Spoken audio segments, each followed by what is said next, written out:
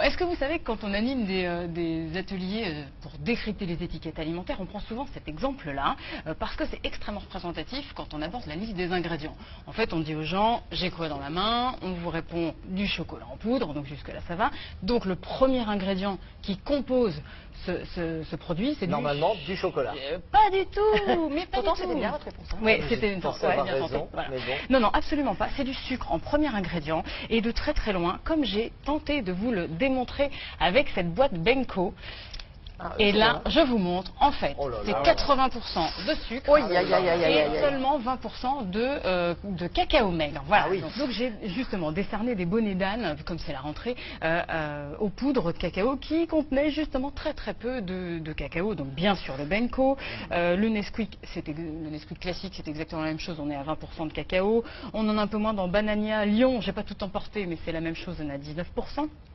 On tombe à 14%, 14,5% avec le super poulain. Et puis donc le plus mauvais élève, je l'ai trouvé chez Nesquik, parce que vous me demandiez pourquoi il y avait plusieurs boîtes de Nesquik, ce ne sont pas les mêmes. Alors ça c'est dès 3 ans, c'est mon premier Nesquik. Et donc celui-ci, c'est normalement, attention, donc une recette conçue pour les enfants dès 3 ans, en transition des céréales infantiles. C'est noté dessus, je ne l'ai pas inventé. Combien de cacao?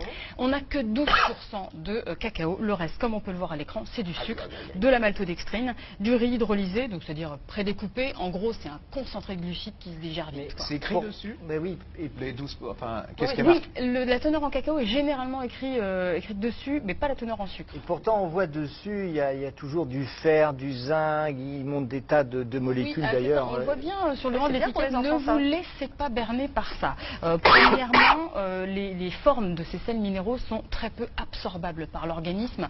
Je prends un exemple, il y a par exemple du fer qui est sous forme de pyrophosphate de fer, donc très peu assimilable, premièrement. Et puis deuxièmement, on sait que tous les additifs à base de phosphate sont sur la sellette en ce moment, en pleine réévaluation par l'EFSA, donc l'agence pour réévaluer ces additifs.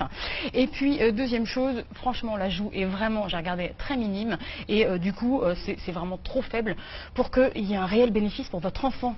C'est totalement camouflé par le trop de sucre. Je vous donne une idée.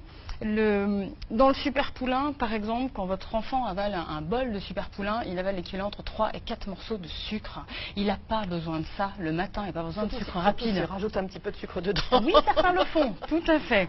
Donc lui, il a besoin de sucre complexe toute la matinée pour avoir de l'énergie.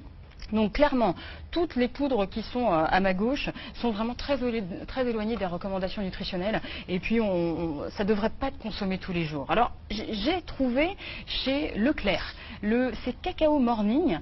Il y a une petite phrase derrière, que personne ne lit jamais, évidemment, et qui devrait pourtant être mise un petit peu plus en avant. Et il marque que c'est un produit destiné à répondre aux besoins d'un effort musculaire immédiat. Pas tous les matins, mais à la limite, voilà, avant une compétition, pour avoir du glucose rapidement disponible, ou pour refaire les stocks de glycogène après. Mais certainement pas on va vous mettre dans une salle de classe à rien faire pendant 3 ou 4 heures. Alors est-ce que Nesquik, quand même bon élève, il a fait une version avec moins 37% de sucre? Oui, donc c'est celle-ci, effectivement, moins 37% de sucre. Là aussi, quand on regarde la liste des ingrédients, il y a moins de cacao que dans le Nesquik classique. Donc c'est 18% alors qu'on était à 21%, donc encore moins, c'est pire. Et surtout le sucre, donc, est remplacé par autre chose. Il est remplacé par des glucides qui sont rapidement assimilables. Alors sirop de glucose, maltodextrine, dextrine de maïs, en fait, ça permet d'alléguer moins 37% de sucre, parce qu'effectivement ils enlevaient du sucre, mais comme ils ont rajouté du sirop de glucose qui se digère beaucoup plus vite, l'impact sur la glycémie elle-même, voire c'est pire.